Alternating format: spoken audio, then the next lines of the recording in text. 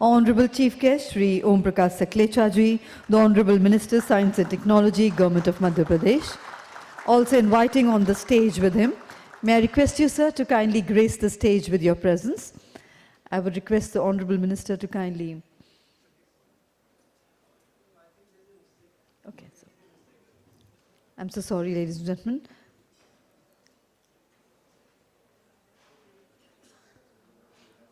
And we now welcome onto the stage Honorable Chief Guest, Shri Prakash Sakhlecha ji, the Honorable Minister, Science and Technology, Government of Madhya Pradesh.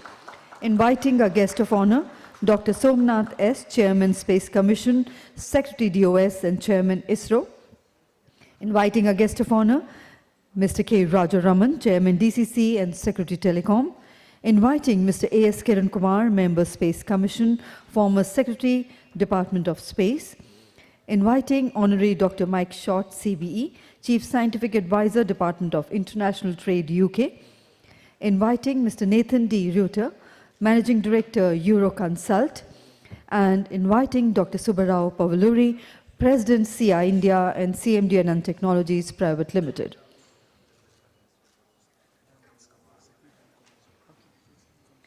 And ladies and gentlemen, we've just been informed Secretary Telecom, Mr. K. Rajaraman, will be joining us any moment now.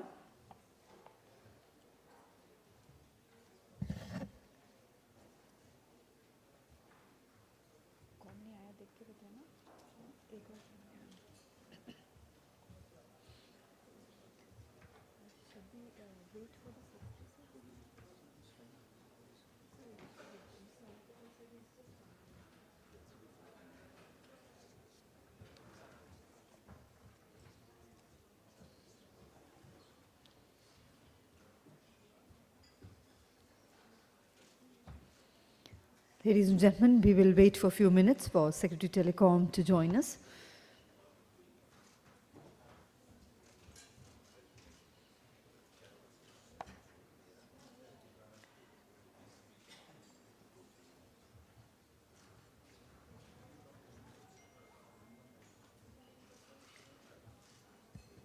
Ladies and gentlemen, so we are now ready to go ahead with the proceedings of the inaugural session of the India Space Congress 2022. I would request everybody to be seated, exit doors to be closed, and all mobile phones put onto silent mode. Thank you. Namaskar and good morning. Honorable Chief Guest, Shri Prakash Sakhlecha ji, the Honorable Minister, Science and Technology, Government of Madhya Pradesh. Our guest of honor, Dr. Somanath S., Chairman, Space Commission, Secretary, Department of Space, and Chairman, ISRO. A guest of honor, Mr. K. Rajaraman would be joining us shortly. He is Chairman, DOC and Secretary Telecom. Eminent dignitaries on the dais, senior government officials, distinguished panelists and speakers, and eminent participants, respected members of the press and media, ladies and gentlemen. A very warm welcome to the inaugural session of the India Space Congress 2022 on the topic of leveraging space to power next-gen communications and businesses, being organized by Satcom Industry Association, SIA-India, and being supported by Indian Space Research Organization, ISRO, Indian National Space Promotion and Authorization Center, Department of Telecommunications, Ministry of Communications, Government of India. And ladies and gentlemen, please welcome Mr. K. Rajaraman, Chairman, DCC and Secretary Telecom, our guest of honor. The event is also supported by Department of Defense Production, Ministry of Defense, Government of India, Niti Aayog and New Space India Limited. SIA-India is a not-for-profit body created to represent the interest of the satellite communication ecosystem in India. As a vibrant body, SIA-India represents satellite operators, satellite systems, launch vehicles, ground and terminal equipment manufacturers, and application solutions provider to the government, regulators, and the policymakers, and the domestic and international standards bodies.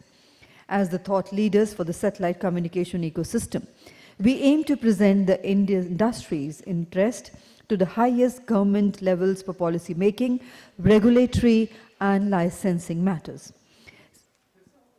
And ladies and gentlemen, SIA-India is excited to observe the industry developments as the space segment matures from limited Earth observation and communication application to the multiple constellations that need to be supported with necessary ground infrastructure, including multiple gateways, data centers, and the communications links.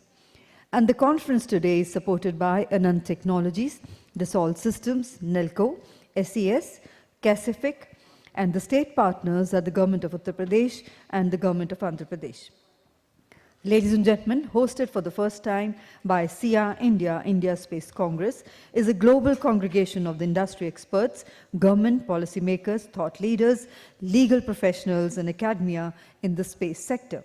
The Congress aims to bring all the high-level stakeholders together from space agencies, industry, and institutions around the world under one roof to swap insights, strategies, and rising trends for collaborative development of space ecosystem in India and bringing global and regional economic benefits. And ladies and gentlemen, the august presence of the Honorable Minister and eminent dignitaries is a source of inspiration for all of us. May I now request Dr. Subba Pavuluri to kindly do the honors of welcoming and honoring our eminent guest with floral bouquets. We welcome our Honorable Chief Guest, Shri Prakash Sakhlecha ji, the Honorable Minister, Science and Technology, Government of Madhya Pradesh, with a floral bouquet.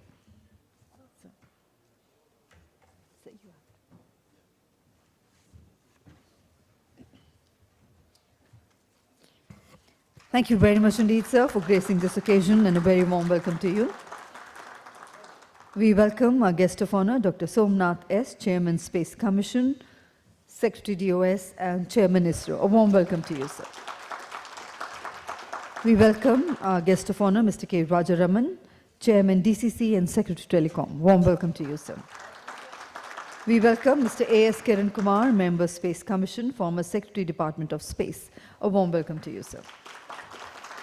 We welcome Honorary Dr. Mike Short, CB, Chief Scientific Advisor, Department of International Trade, UK. A warm welcome to you, sir. And we also welcome Mr. Nathan D. Ruiter, Managing Director, Euroconsult.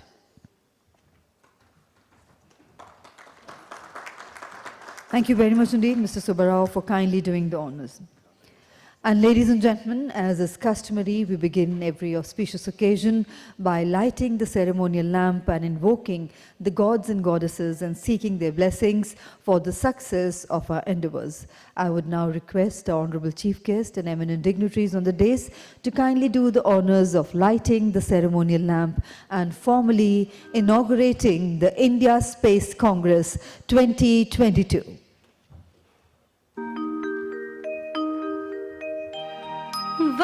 Vakratunda महाकाय सूर्यकोटि समप्रभा निर्विघ्नं कुरु मे देव. And let's put our hands together on the ceremonial inauguration of India Space Congress 2022 by the Honorable Minister. Doing the honors, Dr. Somanath S., Chairman, Space Commission and Chairman ISRO. Doing the honors, Mr. K. Rajaraman, Chairman DCC and Secretary Telecom.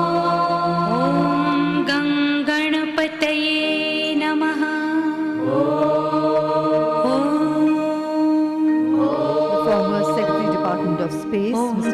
Kiran Kumar, doing the honors. Shri Siddhi Vinayak Namo Namaha Ashta Vinayak Namo Namaha Ganapati Bappa Moraya Ganapataye Namo Namaha Shri Siddhi Vinayak Namo Namaha. Kindly doing the honors of lighting the ceremony and the inauguration of the Murti Moraya. Om Ganganapataye Namo Namaha Shri Siddhi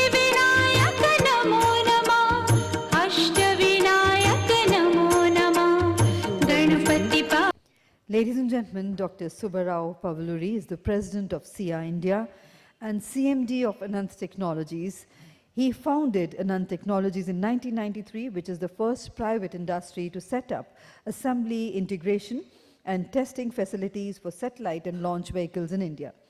Dr. Rao is a technologist and an entrepreneur with extensive experience in Indian space program, ISRO, for over 4 decades.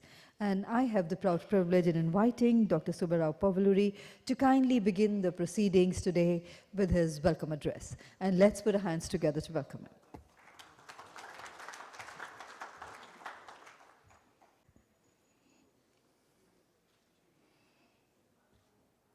Namaskar and good morning. We have esteemed dignitaries on the dais, in the audience, and my friends. This is a great occasion for us from SIA-India that we wanted to conduct this seminar, in fact, a couple of years back, but somehow things worked out differently. And finally, we could organize a better seminar, taking into account many of the ongoings in the space sector right now on that. To that extent, we're happy that the seminar is happening now. And the process, we also, the reforms have been announced on the reforms being implemented. There are a lot of ideas that are coming up over a period of time that we should look at this technology, not only just as a technology, but that can be done for the usage into the space economy, how to integrate the whole process into that part. So to that extent, we're happy that, that today all the issues have started maturing to a level whereby the space technology is getting into a completely kind of a driving the economy in this country. Though it is said, in fact, under Atmanirbhar Bharat, what the Prime Minister of India has been talking about it, every time in terms of, making the economy to become, get into the third level or at least the second level next few years. And the space economy is going to be another one of the driving factors to achieve that goal. And Dr. Somanath, the chairman ISRO, has been talking about a point that, the goals that have been set for the space economy is that we should play a considerable amount of contribution to be made from Indian side for the international space economy too. So therefore, that's being the target that has been set by Chairman ISRO under the Prime Minister, and hope all of us are going to work towards the direction now. And now things have been started happening more Atmanirbhar. The one we had the launch the other day, 36 satellites that have been launched in one go with the largest weight that was possible immediately, we could contribute largely to the space economy. There's a satellite on the space and the satellite's applications on the ground together drives a lot of support to systems. And in this regard, the Honorable Minister, Mr. Sakhlecha, I'm going to deal with more on the Gramina Vyavastha, Gramina Ardhika Vyavastha. So that type of things that's going to drive the economy. I'm sure that he's going to address that point into that. And with this, I welcome every one of you. And thank you very much for coming over. I particularly thank Dr. Somanath, Dr. Kiran Kumar, Dr. Shri, Dr. Nathan, and Mr. Rajaraman, Secretary, Telecom, for gracing the occasion and blessing all of us. Thank you very much.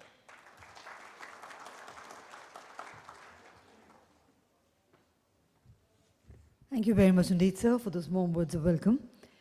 Ladies and gentlemen, various sources of information are collected by Euroconsult on the government space programs and budgets from the government agencies, primary information, public sources, and estimates. This information is harmonized and processed to form a coherent set of data. And may I now invite for the industry keynote address on accelerating the space economy, eminent dignitary, Mr. Nathan D. Ruiter, Managing Director, Euroconsult. Let's put our hands together to welcome him.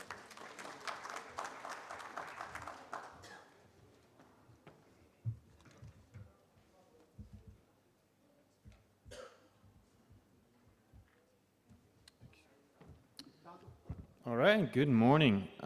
Very happy to be here today.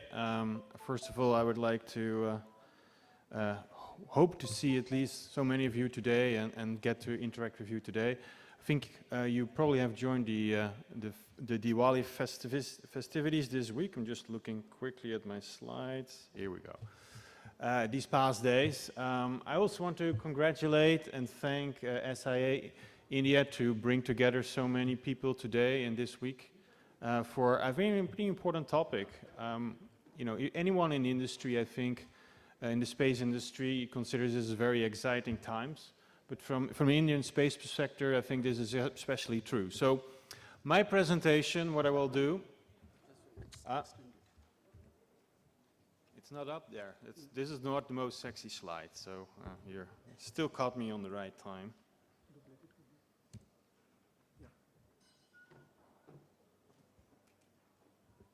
There it is.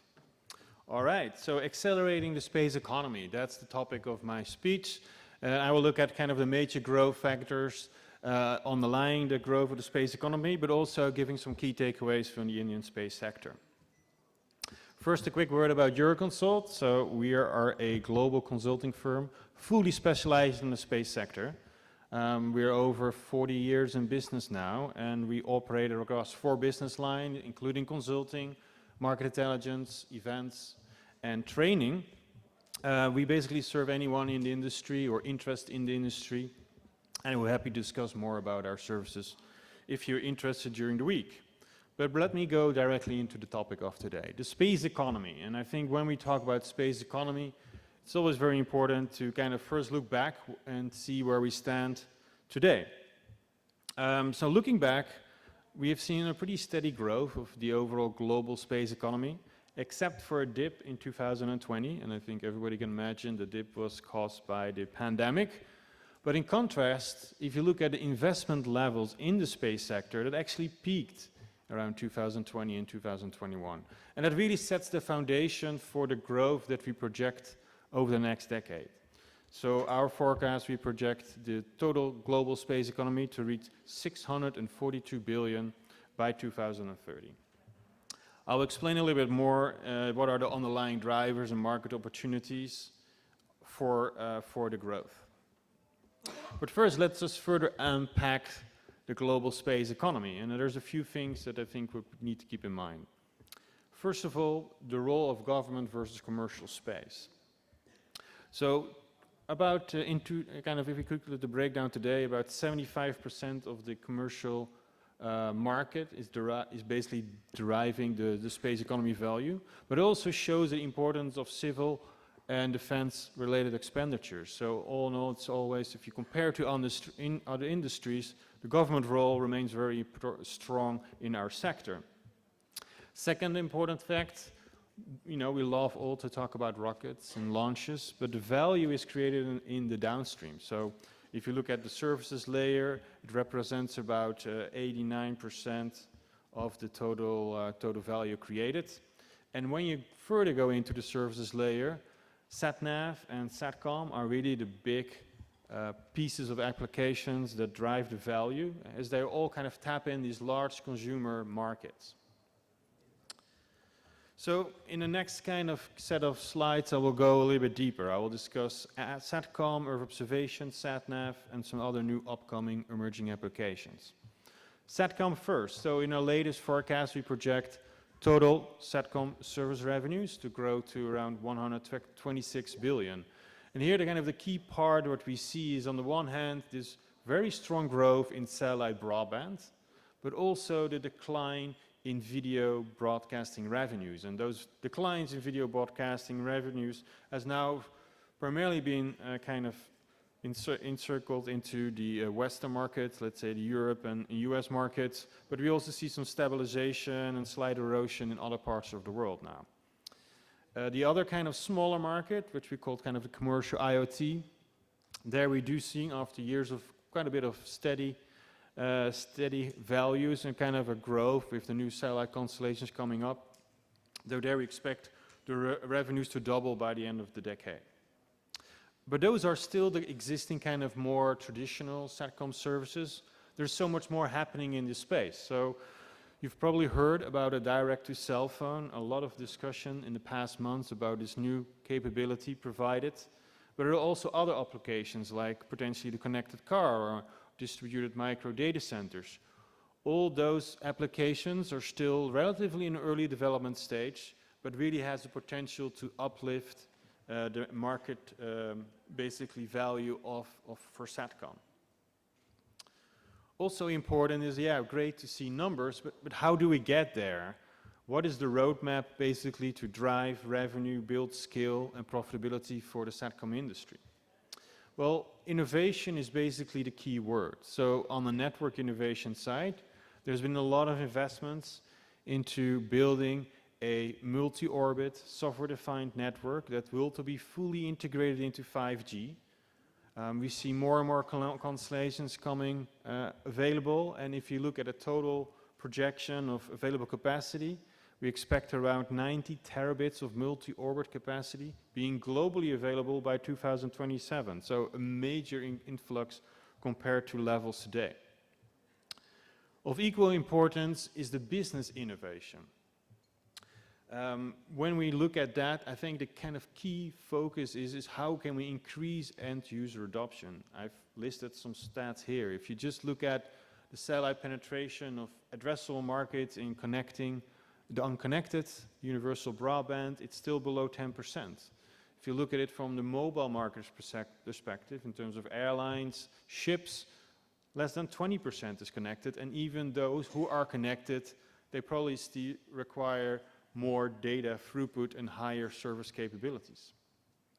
So we see a strong focus into the services, providing new services, but a kind of the key point and a key attention point that I would kind of want to highlight here is this the kind of the drive for new cost synergies that are enabled with all these new constellations come up. They need to trickle down to the end user.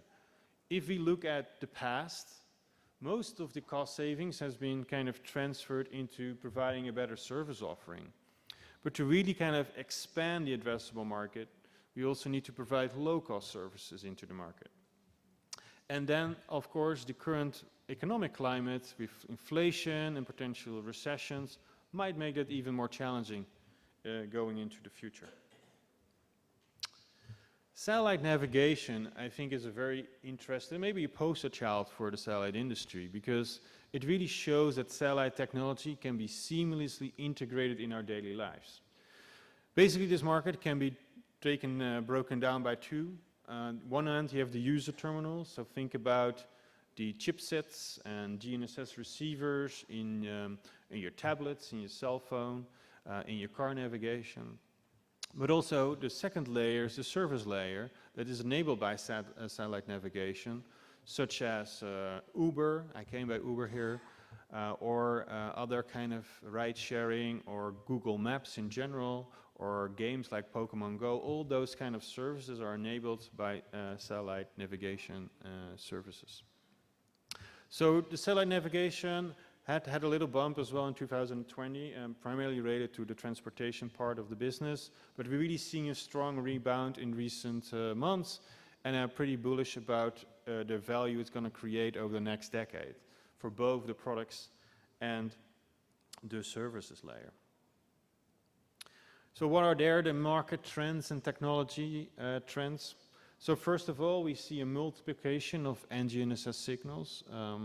More and more countries are investing in satellite navigation constellations. Also, they're increasing, expanding, like here as well in India, expanding the constellation size. And we also see new type of augmented capabilities being launched and being provided. And in that respect, also very important is the drive towards automation and digitalization that really helps to provide higher performance services for location-based services. But the most important thing, again, is the market pool, the demand for location-based services, demand for services like the ride-sharing economy with Uber as a prime example. There are so number of other companies are participating in that. They all are very dependent on the navigation, the timing and location provided by the GPS or other kind of type of navigation assets that are out there. Then Earth observation, which is, I think, still a market that is relatively small in market value. We estimate it at around 4.5 billion today, but also is going to experience a lot of growth. We've seen already multiple constellations being launched over the past years, and those constellations are going to provide a few things: more data, different type of data sets, but more important, they provide it on a high revisit basis, so you receive a lot of them, and they can provide it at a low cost basis. So with that, we really truly believe that it will open up new market segments. So not beyond the defense, which you can see here in the dark blue has been the primary use today, but really opening up new market applications. So then we have fixed one challenge, the bottleneck of data. Then obviously there's a next challenge. How do we use those amounts of data and build services and analytics products around that? So there's where the AI, ML, and APIs become into play. So it's really important that we do develop those type of analytics, so at the end we provide valuable services to specific market needs like precision agriculture, ESG, or markets like finance. So again, a lot of upside potential in this market. But I spoke kind of a lot about the big three, but there is much more happening. And those kind of new commercial applications are mainly driven by some technology developments that continue to see in globally, I would say. So one of those elements, for example, are space logistics, about, for example, live extension services or in-orbit assembly, but also lunar-related activities, commercial payloads being delivered to the Moon, building out of orbital infrastructures, and also potentially space tourism. It's already starting, and it's all of these technologies, I think, are still in the starting phase, and there needs to be some maturity in terms of the technology, but also the markets, the commercial market needs to develop. So overall, we project this still to be a relatively small contribution to the space economy over the next decade. But looking forward into 2040, this could be substantially more substantial. So finally, a few views about India, a few key takeaways. So first of all, we see that India space sector is currently in a period of deep transformative change. So on the one hand, we see the government expenditures having doubled since 2016. There's still a continued growth in spending in terms for SATCOM, EO, and navigation. But we also see an increasing focus in other areas like space exploration and defense capabilities. But the biggest, most important change is this push to new legislation, and as well the ability to outsource space activity to the private sector. So we believe that India is a pretty kind of key market to watch, and as well when you look at just the domestic market by itself, it probably also holds the largest opportunity by essence, right? If you look at connectivity, sat-nav, or Earth observation, there's still a lot of untapped opportunities in this country. So that's also why I think it's not surprising to see so many new startups coming from India. I mean, I saw a recent study that highlighted about 100 deep tech space startups being available right now in India, and investments levels peaking in 2021 in the Indian space sector. So all in all, I think there's a lot of opportunity in the domestic market, but I do also want to encourage the Indian space sector to look to monetize the international opportunities. And I think the recent launch just this weekend from the OneWeb satellites by NSSL, it shows a demonstrated kind of the fundamental possibilities for the Indian space sector to play a role in the global arena. So I would conclude by kind of suggesting for all the companies that are starting businesses in India today to dream big and reach even higher, as there are plenty market opportunities within the space sector here in India, but also internationally. So I would like to thank you for your attention. I'm happy to see and meet with many of you in the course of the week, and I'm looking forward to many engaging discussions. Thank you.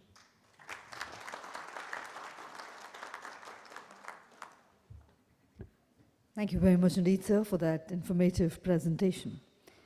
Ladies and gentlemen, the Department of International Trade UK provides trade and investment services and practical support, helps UK companies succeed in India and Indian companies set up and invest in the UK. They expertise and contract through their extensive network of specialists in the UK and staff in the British High Commission in New Delhi and the Deputy High Commission in Ahmedabad, Bengaluru, Chandigarh, Chennai, Hyderabad, Kolkata, Mumbai and Pune. And now may I invite Honorary Dr. Mike Short, CB, Chief Scientific Advisor, Department of International Trade, UK, for the special address. Ladies and gentlemen, please put your hands together to welcome.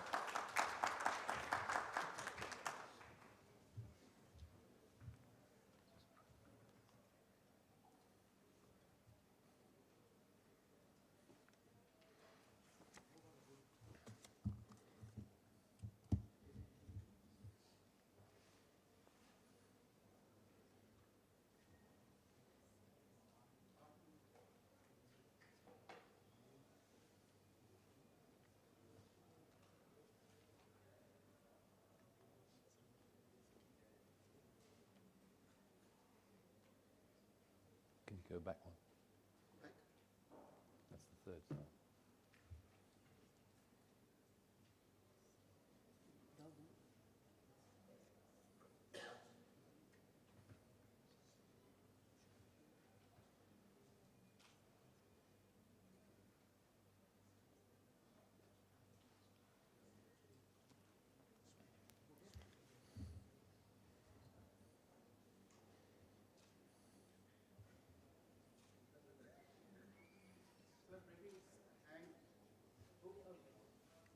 So good morning, ladies and gentlemen. Thank you for the introduction. Sorry for the small delay there.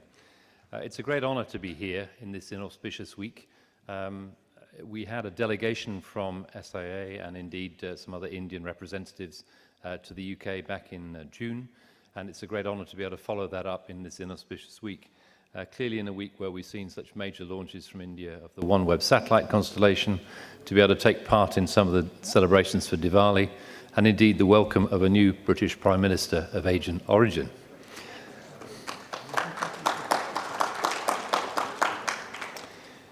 I'm not going to talk about the politics of that. I'm Chief Scientific Advisor in the Department for International Trade, but I thought I'd talk a few words about mobile satellite convergence, because I've had 30 years' experience in mobile. Indeed, I first came to India back in 1991, involved with some of the training of the mobile operators back in 1991, and I've been to India about 30 times since. So I thought I'd say a little bit about the structure of the mobile industry in terms of its size and shape. Also then talk a little bit about how the evolution has occurred from a world where Wi-Fi and cellular were seen as competitors, and probably we need to make sure that cellular and satellite are not seen as competitors. And then finish off with some market suggestions very briefly on my last slide. It's a very busy slide, so I'm very happy to share all the slides. I've shared them with the organizers, but if any of you want a copy personally, just email me at CSA, Chief Scientific Advisor, csa@trade.gov.uk. These particular figures are taken from the Global GSM Mobile Operators Association from their annual report in February 2022. And it shows that at the end of 2021, there were 5.3 billion mobile customers, unique mobile customers. That's expected to rise to 5.7. That hides a lot because there are many more subscriptions than there are unique users. Many people have 2 phones, sometimes 3 phones, and in some cases 5 or 6 phones. These figures do not include IoT, so there's an upside to the 5.3 billion with the Internet of Things. The key driver of growth is data, and it's data usage all around the world. What these figures also do not highlight is that only 55% of the world have access to the Internet today. And when we look at countries like India, I'm afraid the percentage is lower here in India. Now, there are some reasons why people do not have access to the Internet. Sometimes it's cost. Sometimes it's coverage, sometimes it's also the content on the internet is not relevant to everybody. So we need to work on things like cost and coverage and content to help get more people who can access the internet. And as we've seen with COVID does affect the way you get your education, the way you access your health. It affects so many areas in society. So access to the internet will become more important and therefore will be a key driver of growth. The size of the industry might shock some people. There was reference earlier on to the previous presentation to the size of the space industry. This shows that the cellular industry is around $1.08 trillion per annum, rising to $1.16 trillion It's still a growth industry, not growing as fast as it once was. But it also employs many people, not just in mobile phone manufacturing or network manufacturing, but also in many of the services that sit on the networks of today. Let me go through some of the growth, because having been chairman of the GSM Association globally, there's some good figures here showing the history of mobile. And this might surprise you, but it takes us from 1990 to 2030. It talks about 4 digital generations, from 2G GSM through to 3G, through to 4G, LTE as some people call it, through to 5G, and the start of 6G, the 6th generation of mobile. It's very important that the satellite industry think about this in context because of the volumes shown here. So the vertical axis is the number of handsets shipments, millions of units shipped every year, and you'll see that significant figures are shown there for the peaks of 2G, 3G, and 4G. But it also shows the very first iPhone on 2G, and that iPhone was only 15 years ago. That, in effect, began to bring together, with smartphones, Wi-Fi and cellular for the first time. Before 2007, they were almost seen as competing sectors. I would suggest to you we've reached a turning point now in this year of 2022 where cellular and satellite are now seen as friends and brothers. And we need to work on how do we get the best of both. How can we make 1 + 1 = 6? How do we get the strengths of the both to work together? I've put 6G in there, which not everybody talks about, but that's already being planned with new spectrum for 2030 onwards. And that's really to offer much higher capacity, much higher speeds than we see with 5G today. I appreciate the growth. The red curve in 5G is still going very fast. In fact, the crossover point looks like being this year as well, where more 5G devices will be sold globally than 4G devices. So we're in the middle of a rapid transition to a 5G world, where the 5G phones will fall back on 4G for coverage, if required, but a big transition year for both 4G, 5G, and cellular satellite. So I think this conference is very timely because we are in that year of transition. Also, there are many Indian companies, Indian operators, who will be in a strong position to play in this market, given the strength and size of India, as well as its technical capability. So where are the opportunities? And then I'll finish. I thought it's as simple as A, B, C, D. And somebody's going to add an E on the end of this slide. A, we already work together between cellular and satellite on applications and enablers, particularly GPS and GNSS-based enablers. That's been around for some time. Lots of location-based services, lots of location-based applications. It's critical for areas like positioning, navigation, and timing, and certainly important for Earth observation. That will continue. That will continue to grow, and I think the earlier charts from my colleague encourage that. I think backhaul, sometimes not really covered well, but actually backhaul in cellular network terms is very important. Satellite can provide more options because often the fiber or the microwave just do not exist. And satellite backhaul can maybe add choice in the mix for a mobile operator, but also add more resilience to mobile networks. Some of the sites chosen to run mobile networks may depend on the availability of backhaul.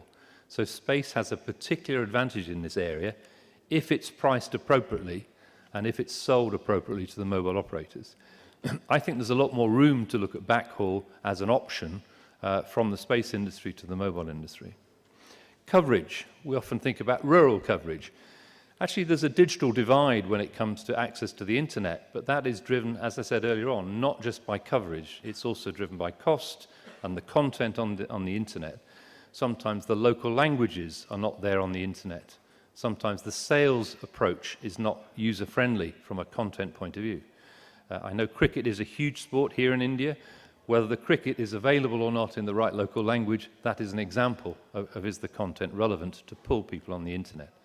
But we need to bridge the coverage physical gap, whether it's for remote and maritime access. In many cases, the mobile operators cannot reach the remote areas, cannot reach the maritime seas, but there are customers on those seas, fishermen, tourists, whatever, freight and logistics. Those remote and maritime access areas are clear strengths of the space industry. National and international roaming needs to be enabled in some cases. At the moment, mobile operators send customers to another country through international roaming on a terrestrial to terrestrial basis. It's still quite rare to see international roaming with space, and that needs some more work, and I think the GSM Association that represents the mobile operators is willing to help that move forward. Capital savings are a key driver in this area. If the mobile operators do not have capital or investment capital, they need to find alternative solutions. So it should be fairly easy for the space industry to think about OPEX-led, operational cost-led solutions that help to generate capital savings through converged networks. These points on language may not be that technical, however, at the end of the day, the coverage market remains an important one, even though the usage drivers must also be addressed. Fourthly, the more recent push has been direct to mobile, whether it's direct to a mobile handset for a professional or direct to a car, as shown by the earlier slide. We can see increased interest in this area, particularly for professional and business use. Not necessarily rural, but professional and business use. We can certainly see it being vital for emergency responses, not just hikers, not just tourists, but also emergency responses to remote locations. Again, that links back to the coverage point I've already made. And lastly, we would see in short time more devices becoming dual mode. So in your own pocket, having both the access to the cellular mode and the satellite mode. Now, the E that somebody suggested was, well, where's the emergency? Where's disaster relief? And actually, I think there's a strong case to add E as a market opportunity, but I don't like to talk about disasters as markets. So emergency response, I think, is very important. We already see that the international operators collaborate to work on disasters and make certain services free of charge. I think making that service free of charge more visible to those that deal with disasters is important. Otherwise, there might have been an E added to this particular last slide. I'm here for the next couple of days. I'm chairing a panel on international collaboration tomorrow. I look forward to mixing and mingling with you over the next few days. Let's enjoy the conference. Thank you very much.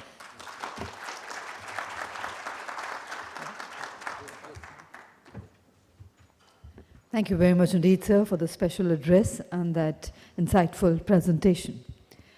Ladies and gentlemen, the Government of India constituted the Space Commission and established the Department of Space in June 1972 and brought ISRO under DOS in September 1972.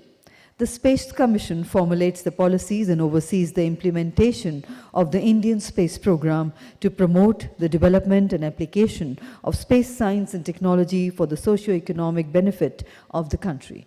And ladies and gentlemen, I now have the privilege in inviting Mr. A.S. Kiran Kumar, Member Space Commission and former Secretary Department of Space, to kindly present the special address. Let's put our hands together to welcome.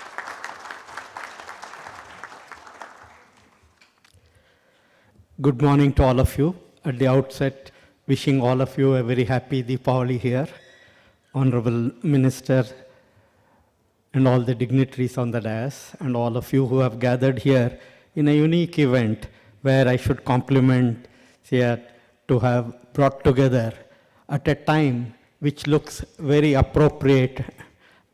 Just a few days back, our Honorable Chairman ISRO gave to the country a unique gift, and he mentioned also at that time that this is a Diwali gift to the country. Now, if you look at how India has approached this space and space technology, we are all quite familiar today how disruptive technologies make huge changes in the lives of people and the citizens of this world. And India took, way back in the 70s, an approach of making use of the technology of space to bring in a very significant capability in the country, addressing problems what we face. And at that time, the Honorable Dr. Sarabhai, who had a great vision, made sure that we adopted or brought this technology of space to deal with the problems of a developing country. And he made sure that we went through a process of what we can call as the leapfrogging.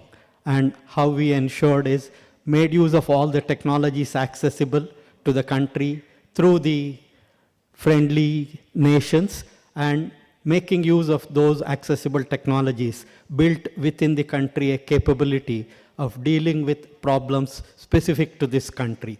And in this process, over the last few decades, India has shown that it's one of the very effective users of space technology to bring in solutions to the problems, whether it is broadcasting, communication, navigation, or even Earth observation and space science. In all these areas, it went through.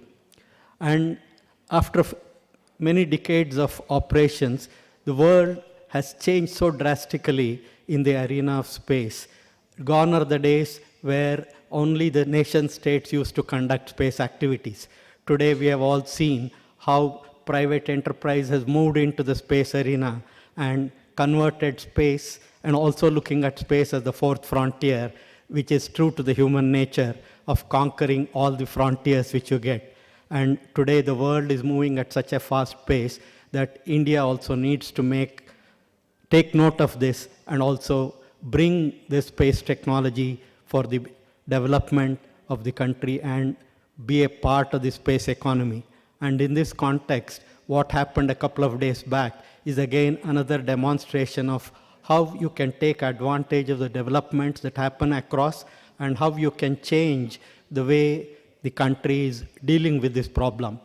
And probably he will speak more about it, but I just want to make one point that when this opportunity of providing a launch came, it was to the credit of Chairman ISRO that dynamically accepting this challenge and then bringing a solution which has demonstrated to the world and also to the country today and all the people who have gathered here that there is a new generation of, you can say, a new wave of enthusiasm. And the country, when it is looking at bringing in the new policy and making the access of this technology for the various services that is required, making sure that a vehicle which was among the newly developed, the latest developed vehicle, and which had not been attempted for providing such solutions, and providing a commercial solution, incorporating many new features in that, and taking this challenge for the first time, and showcasing to the entire community here that if you want to deal with the problems, the only way to do that is taking up challenges and making sure that you work towards fulfilling that challenge. Then only you can become relevant in the current context. So I would really compliment ISRO for demonstrating this, and Dr. Subba for bringing all of you together.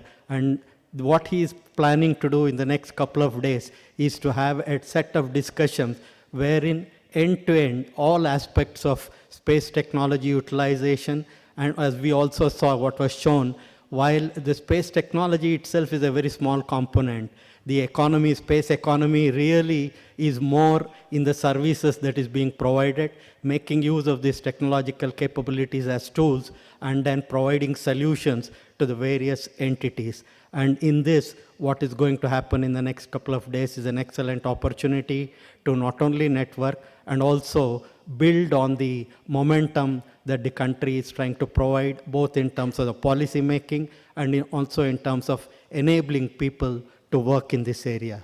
Wishing all of you a great couple of days and wishing India a great success in its endeavor to become a significant player in the space economy. Thank you.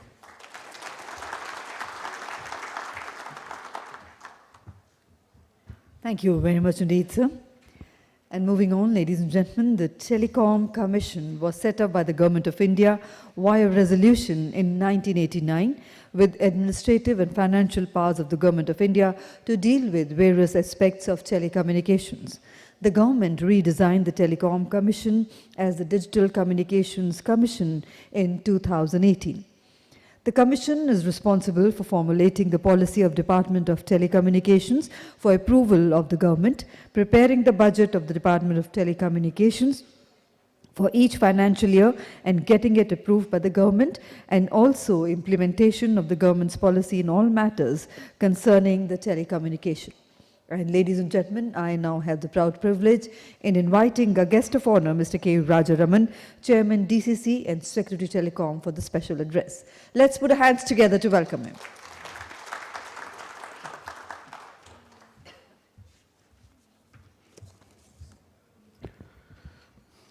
Honorable Minister from the Government of Madhya Pradesh, dignitaries on the dais from the government and from the industry, and dignitaries of the dais and participants in this Space Industry Association's workshop, and Space Congress.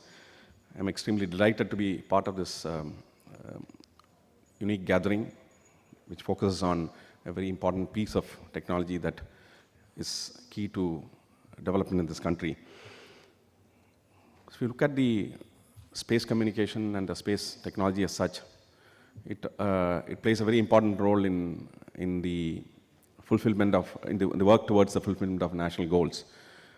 I would like to state that from the Department of Telecom, some of the most important pieces of work that we are doing are towards the fulfillment of certain very important national goals. The first being economic inclusion.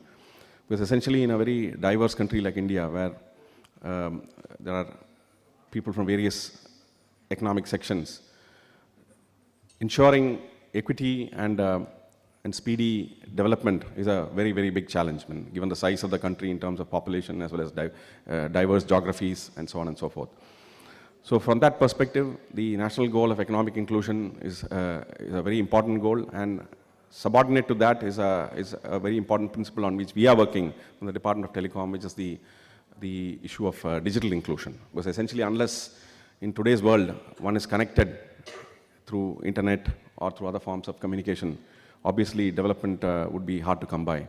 So from that perspective, digital inclusion is a very important subordinate goal to the national goal of economic inclusion.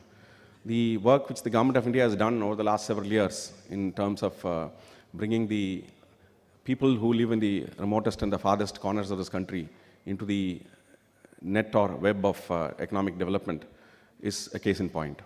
Use of digital technologies, including mobile connectivity, national identity through the Aadhaar platform, and bringing all unbanked people into the banking system through the Jan Dhan scheme have shown tremendous progress. If you especially look at a particular case study of the COVID.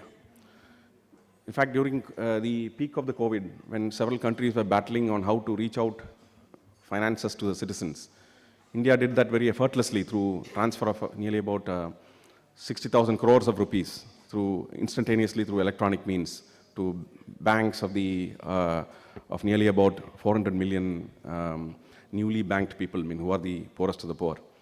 So while even the developed countries were writing checks for their citizens, I think we did that electronically. So this is just an example. I think there have been several other case studies, including the government's massive direct benefit transfer system, which transfers money to farmers, to widows, to children who get scholarships, and so on and so forth. All this is done today electronically through the means of communication systems and through use of the national identity, Aadhaar. So technology is a great transformer. It actually cuts away or disrupts the economy in several ways in the form of eliminating leakages, removing corruption, and ensuring very, very speedy, nanosecond level of services, I think, because this is the order of the day. So to bring citizens into this new way of life took a lot of effort, and I think over the last 7, 8, 9 years, a lot of work has been done in terms of putting in place those digital systems that are required, both at the application level and at the network level. So while that may be the case, there are still coverage gaps in this country. So therefore, the work on digital inclusion is the last mile is to be run now, I think. In fact, the cabinet in July approved a scheme for 4G saturation in this country. Nearly about 30,000 villages are to be covered, which are yet to be covered through 4G, will be done so in the next, over the next 1 year, for which a sum of nearly about 30,000 crores has been set apart in the budget from the Universal Services Obligation Fund. So the work on I think the technologies that we deploy need to take care of this digital inclusion. And that way, I believe that satellite communication is a very, very important component of that, especially given that significant area of our population, area of our country is in remote, mountainous terrain and forbidding regions where optic fiber connectivity or other forms of connectivity would be very difficult. So even in our program called BharatNet, I think we have used the VSAT technologies to reach out to such populations, and nearly about 7,000 of these VSATs are serving the remotest part of the country, including the armed forces and paramilitary forces. I would like to also dwell on another national goal of which the Honorable Prime Minister announced recently, the program of Gati Shakti. Because essentially it's an economic program which is focused on improving the efficiency and productivity of the economy. Because essentially technology is a very important factor of production, as everyone knows. I mean, land, labor, capital are the old forms, but I think technology is becoming the most important form of factor of production which promises to transform businesses, transform our lifestyle, transform economies at large. So from that perspective, I think deployment of technology to bring in efficiency and productivity of the economy is the principle on which the Gati Shakti mission, which the Honorable Prime Minister launched, is focused. So here as well, I mean, if you look at on the need to improve the economic efficiency, I think one of the most important goals would be to reduce the cost of logistics within the country. So from that perspective, I think satellite communication is very important. Technologies such as NB-IoT, I mean, is very crucial in ensuring that the quality of the logistics systems and the cost of the logistics infrastructure is brought down considerably. Currently, I think the cost of logistics is nearly about 12 to 13% of the overall GDP. I think to bring it down to about 5 to 6% would be a great challenge, and I'm sure that technologies like satellite communication and NB-IoT and other forms of convergent communications would be of great help in ensuring that this national goal of improving productivity and efficiency is also achieved. Another stated goal, obviously, is the one on Atmanirbhar Bharat, which Mr. Subba also outlined. So India is home to tremendous talent. I mean, I think some of the finest engineers from India work in the greatest technology companies across the world. So, and many of them also work in India. I mean, I think, in fact, some of our core competences lie in information technology and increasingly even in design and R&D of various systems, including electronic systems. Today, Bangalore is a home of one of the largest fabulous design ecosystems in the world. And therefore, some of the most advanced chips in the world are made by some of our engineers, are designed by our engineers. So given that, I think there is a tremendous opportunity for us actually to build a lot of these systems within this country. So the Honorable Prime Minister's avowed mission on Atmanirbhar Bharat, driven by a number of programs, including production-linked incentive schemes, to promote production within the country is a very important, some of the ways in which I think we are going about. The other way in which I think we are also looking at, improving manufacturing in the country is also to support R&D within the country.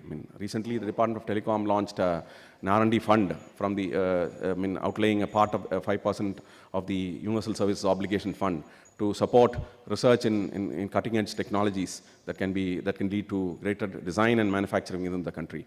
So the combination of PLI and the R&D fund, we hope to actually support a lot of the satellite communication related development as well. So I look forward to very active collaboration with the satellite industry in enabling satellite communication developments and design within the country. So the other major program which the Government of India in the Ministry of Electronics and Information Technology has launched is the semiconductor mission. Because today chips are ubiquitous, be it a mobile handset or a radio access network, a RAN, which radio RRU, which sits on top of a tower, or the satellite transceivers which are on board satellites. All of them carry various forms of chips, semiconductors. So essentially, given the design capabilities within the country, I think there is a great opportunity for us to actually to start production of those chips within the country through the use of the opportunities that would be opened up through the semiconductor mission. So I only hope that some very large companies have actually take decisions to set up semiconductor fabs within the country. Let's hope that over the next few years, the opportunity to fabricate chips within the country also would present great opportunities for our youngsters and the technologists within the country. So the Department of Telecom has been working very avidly on cutting away at the layers of red tape and delays within the systems. and also at the various layers of cost. So, I mean, in the recent past, I think we have done away with the charges on NOCC which are levied by our NOCC for space for space services operator. Similarly, for captive licenses fee, the license fee of rupees 10,000 per terminal per year has been exempted. So there are a number of other areas in which I think we are also working to actually simplify the processes. I mean, in order to ensure that the clearances are given at the fastest possible and the simplest possible way. So we have the Saral Sanchar portal, through which a number of licenses are issued, has actually been completely revamped and re-engineered. The processes have been re-engineered, enabling speedy clearances. So I would end by saying that that spectrum, which is a very important ingredient in the overall market and the telecom markets, is a very important public good. So from that perspective, I think we are working with all sector players to ensure that the use of spectrum is highly efficient. Technology is a moving target. I mean, it constantly evolves. And therefore, the use of spectrum also needs to evolve. The way in which I think we have deployed spectrum also needs to change, evolve, and give way to more efficient and more productive ways of deployment of spectrum. So from that perspective, with the promises of convergence of a lot of these technologies, and with the development of new methods and new technologies, there is obviously an opportunity for us to actually to sit together and ensure that the spectrum which is currently deployed is put to use in a more efficient manner. So we look forward to the deliberations that would happen over the next few days and inputs from all of you. Similarly, I think we also are working on a new framework, a legal framework. The Indian Telegraph Act was enacted in 1885. So I think that still rules the roost, I mean, in the communication markets. So the government has now announced that, and released a new draft telecom bill, which will probably maybe we'll work on it to ensure that maybe it gets off in the next year or so. So we look forward also very sincerely to all your inputs to enable us to enact a very modern, future-ready piece of legislation, which would enable high ease of doing business, which will enable low cost of doing business, and also enable greater emergence of new technologies, because essentially legislations must also promote technology, give a fair opportunity for new technologies which are around the corner. So from all these perspectives, we look forward to all your inputs and wish the conference all success. Jai Hind.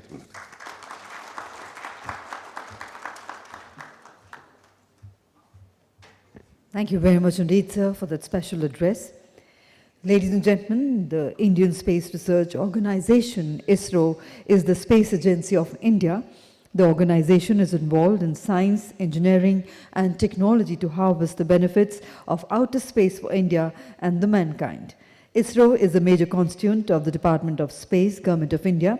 The department executes the Indian space programs through various centers or units within ISRO. And ladies and gentlemen, I now have the proud privilege in inviting our guest of honor, Dr. Somanath S., Chairman, Space Commission, Secretary, Department of Space, and Chairman, ISRO, to kindly present the special address. Please put your hands together to welcome.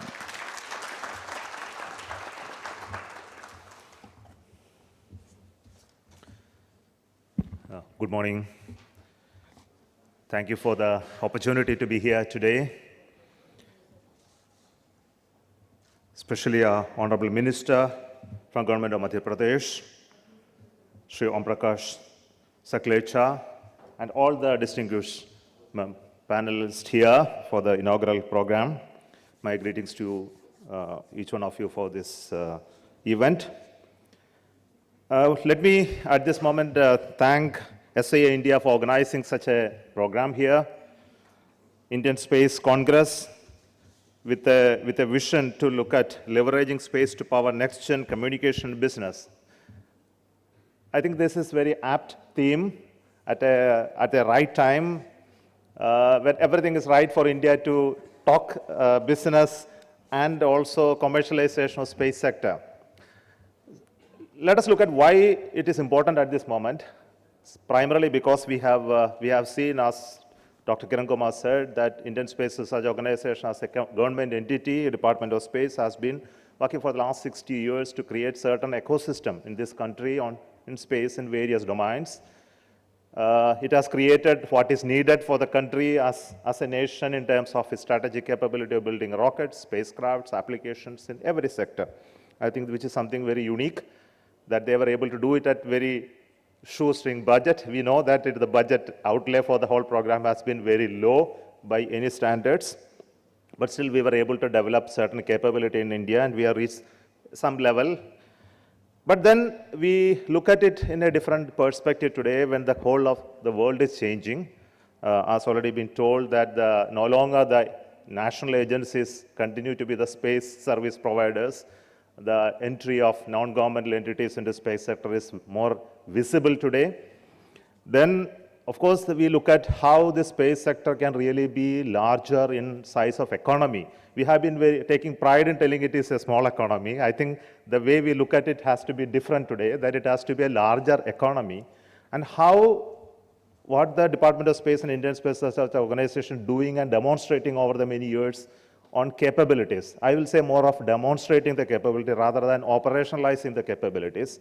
We look at it how that operationalizing part of the capabilities can be now looked at into a business opportunity. If you want to look at like that, the whole approach of looking at space sector in India need to change. And this is precisely the government of India as well as our Honorable Prime Minister looked at when they announced the space sector reforms. Probably there could be some worries, anxieties on the space sector reforms, but it is an important point to tell us and understand that this whole idea of reforms in space sector is precisely looking at how the demonstrated capability can be more monetized or handled in a more business-like manner, and it can create the scale of the economy of the space sector to grow. What are the indicators that the right time has come to take up this challenge? Primarily, I believe that if you really look at outside, you can see the startup ecosystem in space is really showing the signs that it is the right time to do this. It is also been the act of the government to talk about the policies. Of course, the policy has not yet come out. It is still within the government. They are about to announce. But I think the space policy declares a certain intent of the government very clearly in various sectors, in the communication, earth observation, navigation, and all, allowing non-governmental entities to come into this domain and operate in India without any problems. I think this intent has been very clearly communicated to the entire stakeholders. It's also very important to note that the foreign direct investment opportunities are also being described, though that policy also will come out very, very soon. And also very important to note that globally the service sectors in space are also coming into India in some way or the other to provide services.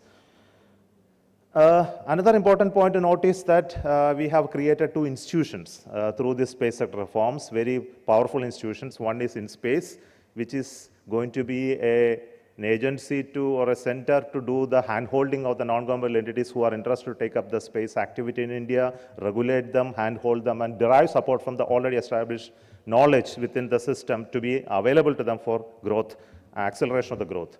And also the creation and empowering of NSIL to handle more commercial business opportunities by transferring the already orbital assets and also the launch vehicle production and future activities into their fold. So it indicates certain intent from Department of Space and the Government of India. It's very, very clear. And when this message is very clear, it is appropriate that agencies like organizations like the SIA-India and various other people are enthusiastic to take up this and then communicate to the entire community that it is right time for us to come together and work on this to create a better, bigger space economy in India. Now really look at where are the opportunities. I am really happy to see the first two presentations, one from the Euroconsult and our Honorable Member for Space, Commerce and Trade from UK. Real clear messages have been conveyed with respect to the opportunities available with connecting to what are there in India. If you look at the different sectors in India already, look at Earth observation. We have been one of the pioneers in Earth observation as far as IRS systems are concerned. And there is a huge amount of data collected, deposited and kept in ISRO's reserve, but we were prevented from disseminating it freely, and the access was limited. It was under a controlled regulation for making it high-resolution data made available to users. The commercial potential of this data was not utilized effectively over the years, but the signs of change is already there. The startups and new companies who want to make use of this EO data and create business opportunities are really on the increase. ISRO has been really good at demonstrating the technology capability with respect to EO data, and they have done it exceedingly well with respect to ministries, departments, state governments in providing solutions, showcasing, yes, EO data can be exceedingly well used for various applications. And this demonstration has reached certain threshold, but not really scaled up to a level it has really become an economic activity. One example I will tell you. Look at the problem of potential fishing zones. It's one of the important solutions that we provided through satellites, providing advisory to fishermen at the coastal areas, go to the sea and do the fishing and come back with the results in lesser overheads on him. But then can we look at the whole problem as an economic activity? Can you look at it as a business activity? It has been a social service activity so far. We have been providing the advisories to the states, departments in the coast. They may provide the service or they may not provide the service. The fishermen may be benefited or may not be benefited. Can we look at the whole problem as a startup or a company taking the whole challenge of providing this advisory to the fishermen for a cost? If there is an economic benefit out of the whole process, then it should also drive a business opportunity. Can we look at the whole problem like that? It is possible to look at various such activities that we have done using EO data and other scientific data to convert it into a business opportunity. And this is the most important challenge that we have to take up within ISRO or taking support of the industries and business houses in India.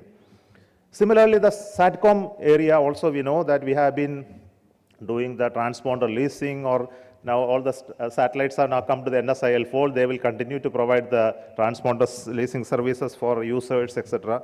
But then look at the high throughput satellites that we have. We have just announced that the high throughput satellites are available now.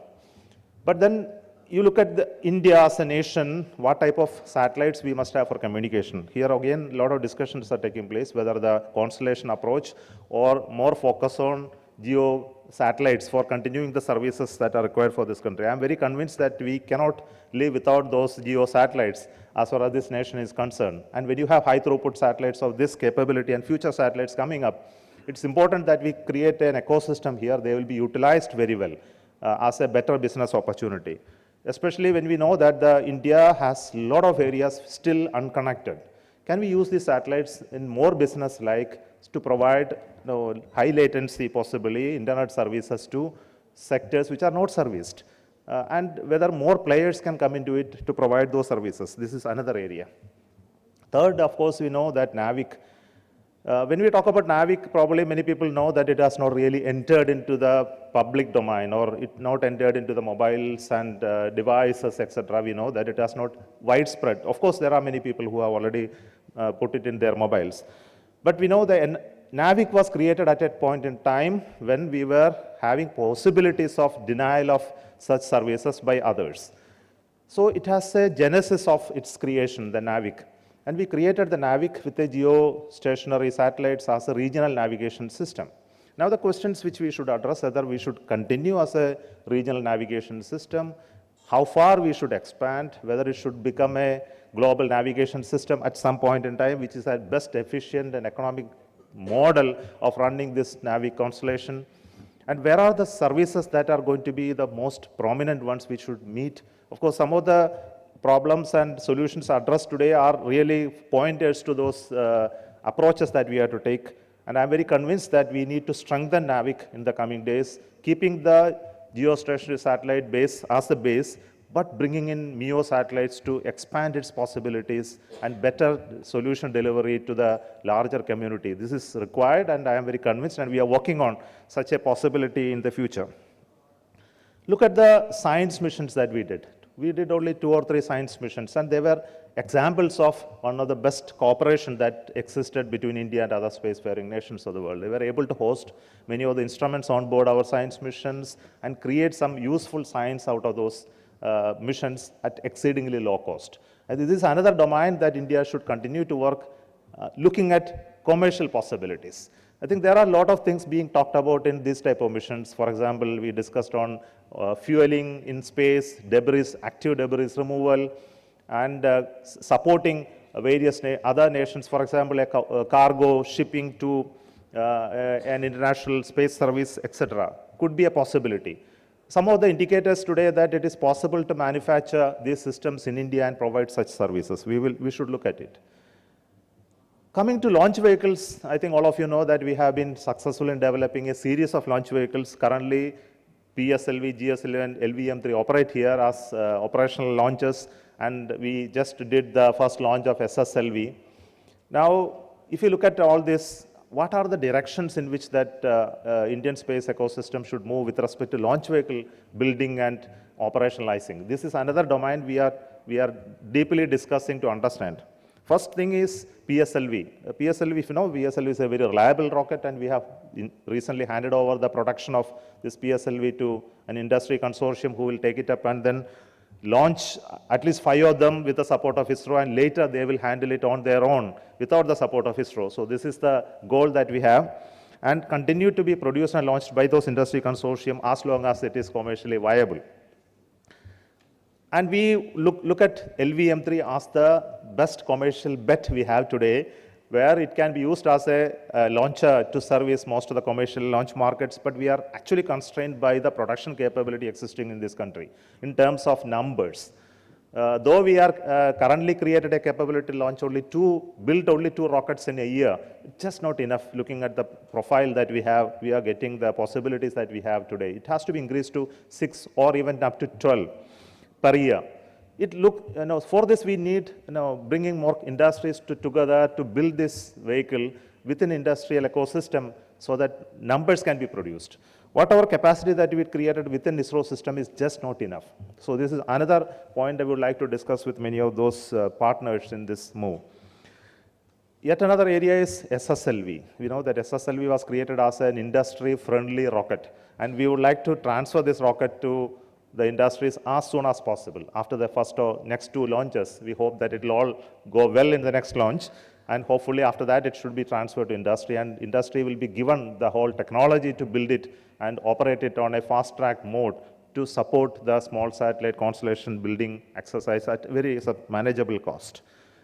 But the bigger goal I have is about building a future rocket. And this again is possible only with partnership with industries who have interest and expertise in this domain. And already I told this intent to everybody in another conference, which I think it's only to transfer this message so that we will be able to come and discuss on these possibilities within a short time. The idea is that the future rocket must be a very cost-effective rocket. It must be an industrially friendly rocket. The design and manufacturing should happen with the participation industry houses along with us, and it will be owned and operated by industry ecosystem and not by ISRO. So this is the idea.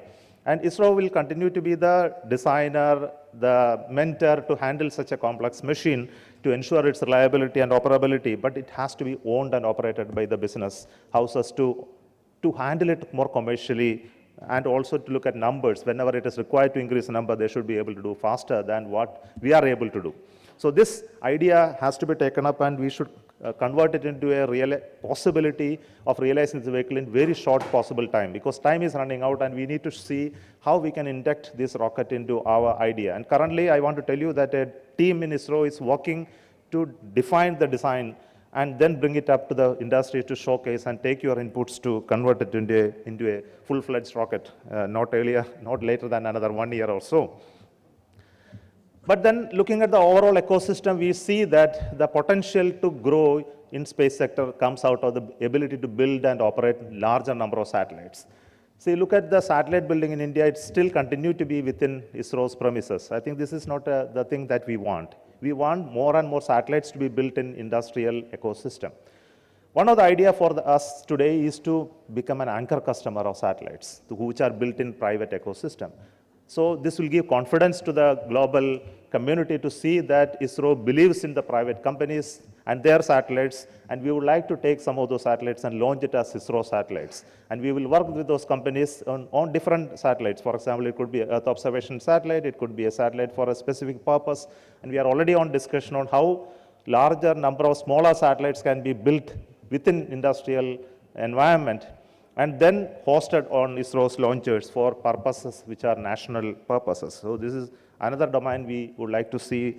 It will create certain amount of ecosystem to start this process and create what is needed. As already been presented by the first presenter on the economy, and we are very clear that the biggest economic activity in space sector is in the downstream activities.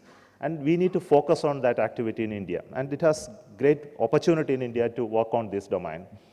And for that, we need to create better and better industries who can understand and create solutions for the problem that we have in India. And there are plenty of problems. As I already mentioned, one of the company who recently worked on banking solutions from the EO data and create that intelligence out of that whole data and then provide advisories to decision makers at short period of time, making use of the advanced technologies available both in terms of AI and ML and even in onboard processing of the data.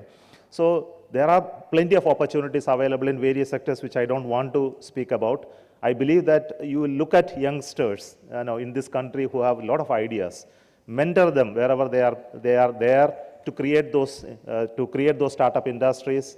Also, I would like to address the bigger players who are already in, may not be in the space sector business, but in many other business, have their eye on space sector in some way, support these startups and industries to come up to a level, so the whole ecosystem will also grow in this country.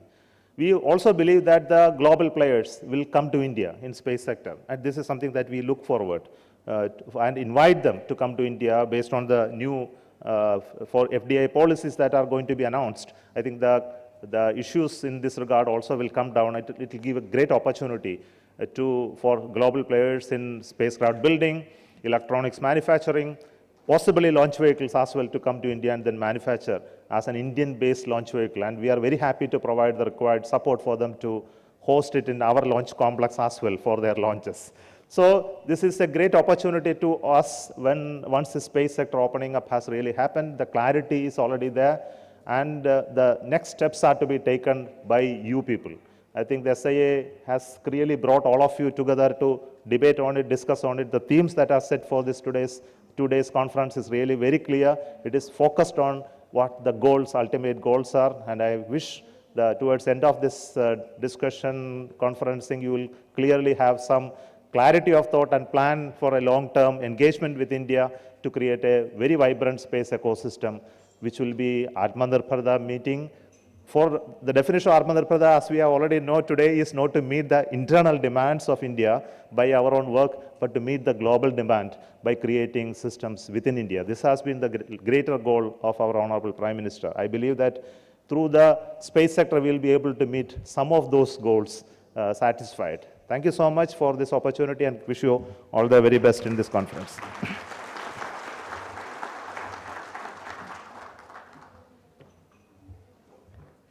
Thank you very much indeed, sir.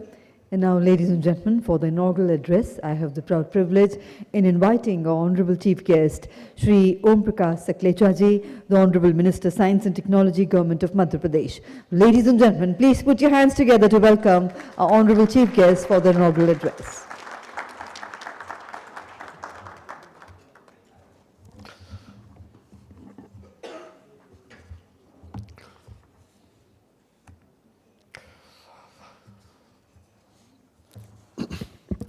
नमस्कार।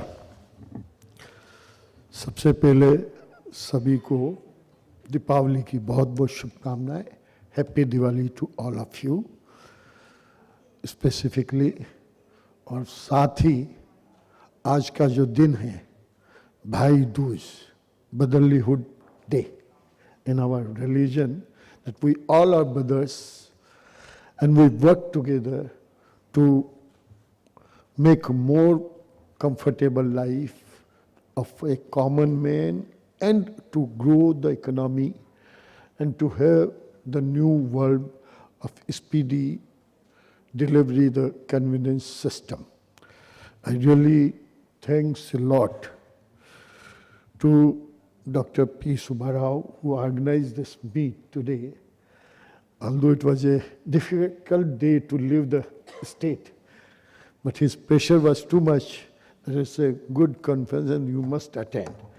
And I thought that I must get I'm getting the opportunity to see all of leaders who are in this trade, want to do something new, to meet everybody. I really welcome all the guests who are sitting on the desk. Dr. Somanath, Chairman of ISRO. Mr. A.S. Kiran Kumar, former Chairman ISRO. Mr. K. Rajaraman, Secretary Telecom. Mr. Nathan D. from MD Euroconsult.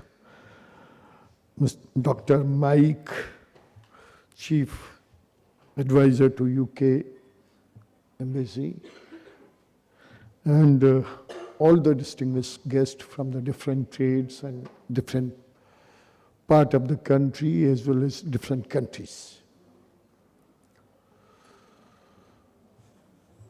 It is a really good start. It's the first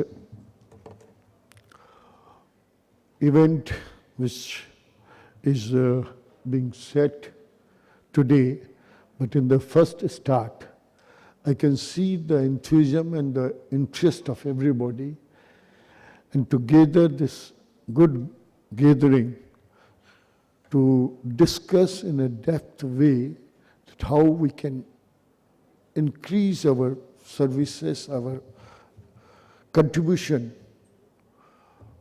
to grow faster and to enter into a new field which was not very much open early days. This has started with a different level of communication to start to open all this field for a different entrepreneurs instead of doing all the ISRO work by the government, all the satellite work by the government of India. Now we are opening to slowly to all the private entrepreneurs. Basically, the interest is to really involve everybody to grow faster, to give more faster services, to increase more of the opportunity for the entrepreneurs to do different kind of thing or the business houses. I can see the technology and the speed is the need of the day. And how can we work together in both the thing? If we really need the speed because the time is running, and the mission of our Honorable Prime Minister is to create a next economy at the much faster speed and आत्मनिर्भर भारत की तरफ बढ़ना वास्तव में एक नई direction जो आ रही है उसके लिए हम सबको अपने आप को प्रिपेयर करना. We have to prepare ourselves to really speed up to that speed which our Honorable Prime Minister is thinking. Let it be the size of economy, let it be thinking on each and every part of the technology, let it be think on the each and every mission. Let it be semiconductor mission. The policy which has been launched is really totally out of need of the day he has calculated. What we have to really work together is how fast we can do and create more services to the last man. Because our policy is one of the, another important point is Antyodaya, अंतिम व्यक्ति तक हमारी technology, हमारी services and the convenience of his life is been given the opportunity to grow. I must say कि हम सब अगर मिलकर चाहें तो बहुत कुछ कर सकते हैं, जैसा अभी बहुत तेजी से अभी इसरो के चेयरमैन साहब ने बोला कि we are opening the total field institute of close net, that all the companies should come and work together. If now the satellite manufacturing is not only the public sector job, it's also to be done by the private entrepreneur. I must say 2-3 things. कैसे हम totally तेजी से आगे बढ़े और अपनी services के माध्यम से हम सुविधाएं बढ़ाएं. मध्य प्रदेश और अभी धीरे धीरे सभी स्टेट भी उसमें एग्रेसिवली काम करना शुरू कर रहे हैं. All the different states of the country are started working on this direction. Being an science and technology minister from Madhya Pradesh, which is the heart of the country, and we can cater to 70% of the population within the travel time of, if I say by road, maximum 10 to 12 hours, and being the center, we are really interested that everybody should come and do in our state as well as. Manufacturing, module, trading and service providing from the center is a good possibility. We have a different, our department is having a technology center, creating interest. We have a planetarium in Ujjain, and recently everybody must have seen that Mahakal का जो भी launch हुआ, it's not only the place, it's a place from where the world started understanding the education. Krishna's education place was Ujjain, and it really has a lot of possibility to think and work together, because technology and religion are really, I call, these are the two sisters. If we talk together, we can do lot many things in a better way. If we really study our oldest शास्त्र जितने भी हमारे ग्रंथ हैं उनको अध्ययन करें, if we study them, each and every aspect of the technology is discussed and written in those books in a different language. Just we have to make them comfortable in today's environment and today's utility, and make them more economical, viable and more usable to a common man. I hope this conference will certainly give lot of new dimension, lot of new start angle to do new things in the trade. It's a good platform has been given, and I must say this will deliver lot many new ideas, lot many new thoughts, process to grow together. I really once again thank all of you, and let's grow together. Thank you very much.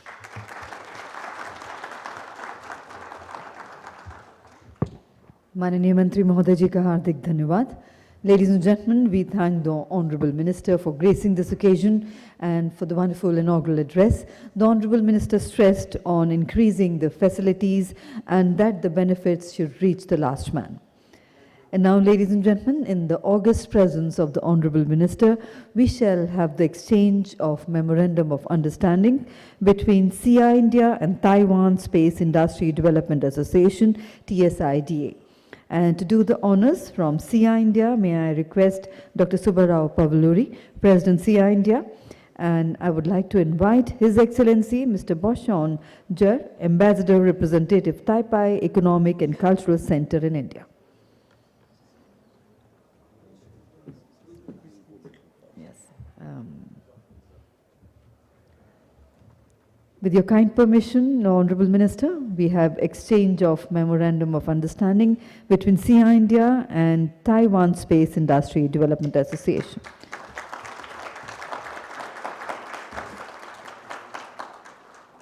Thank you very much indeed.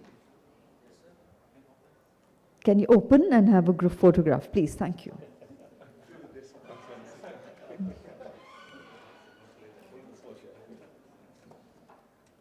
And let's once again put our hands together for that memorandum of understanding between the two associations. Thank you very much indeed.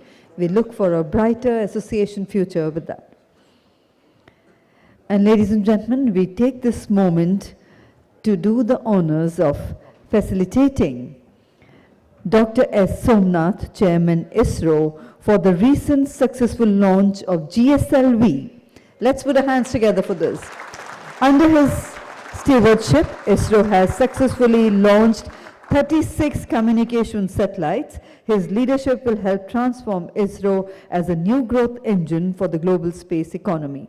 This is a moment of great pride for the nation that India is forging ahead in the space journey, and SIA-India wishes Dr. Somanath and ISRO many more successes in the future.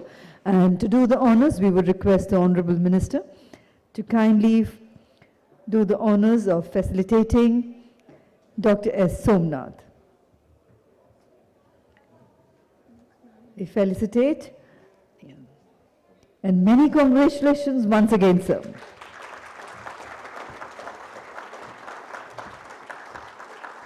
Thank you, sir. Next, we would like to felicitate Ms. Revati Manapalli, Senior Deputy Wireless Advisor, WPC, Department of Telecom, India's candidate for member post at Radio Regulation Board, RRB, ITU.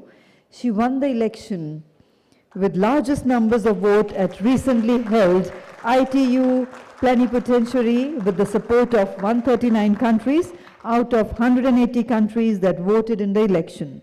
SIA-India congratulates you on this win and wish you great success in the future. Ladies and gentlemen, please put your hands together for Ms. Revati Manapalli.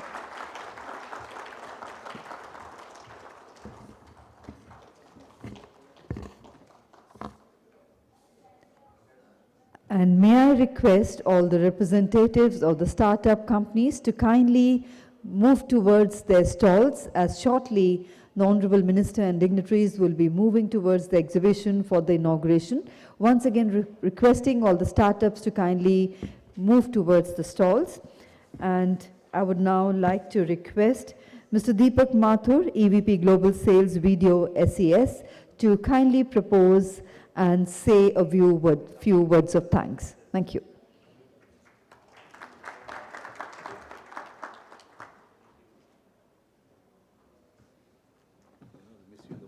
Sorry, I only just arrived. Thank you so much. Shri Sakhlecha ji, namaskar. Dr. Somanath, it's an absolute pleasure. Dr. Kiran Kumar, it's really wonderful to see you. Dr. Rajaraman, thank you. I just wanted to add a couple of words of thanks to what has already been conveyed. As someone who works for a global satellite company, I've been a part of the ISRO universe of providing space segment and capacity to India for the last 25 years.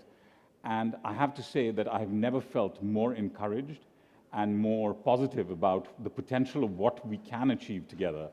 I think for the first time, we've started to see a shift from hardware, which is building hardware, and actually on the service provision, and being able to make sure that services that reach the common man, as you pointed out, Sakhlecha ji, is really what is critically important.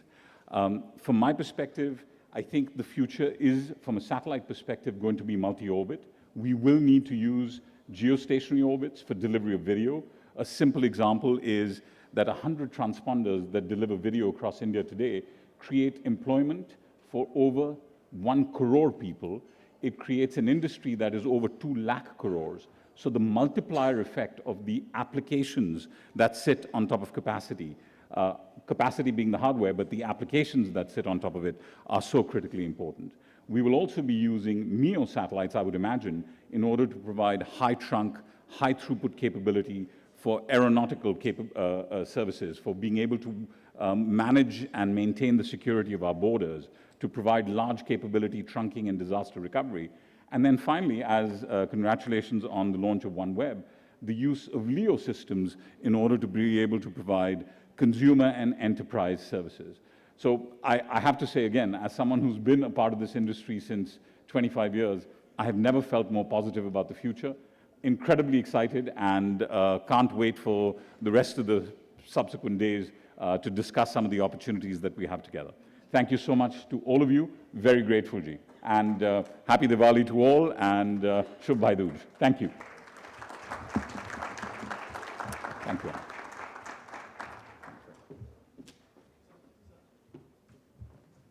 Thank you very much indeed. And ladies and gentlemen, before we close the proceedings of the inaugural session, we would request the Honorable Minister and eminent dignitaries to kindly proceed towards the exhibition for the inauguration of the ISRO exhibition.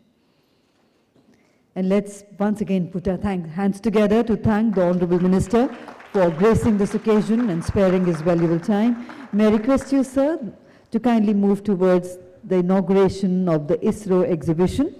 And ladies and gentlemen, we would now break for tea, and the next session, the track 1, 2, 3, and 4 will commence at 12 o'clock. We would request you all to kindly be seated before that. Track 1 will be here in Sovereign 1, track 2 in Sovereign 2, the adjacent hall, and track 3 in Desire and Inspire, and the tea is served in the pre-networking area outside Desire Hall. The pre-function area outside Desire Hall, where it's the location where tea is being served. And also, ladies and gentlemen, we would like to inform all our startups that tomorrow on day 2, we have a mentorship lunch and meeting at Inspire Hall. You may kindly register for the same today itself. Thank you. Please enjoy the tea at the pre-function area outside Desire Hall and be seated back 5 minutes before 12. Thank you.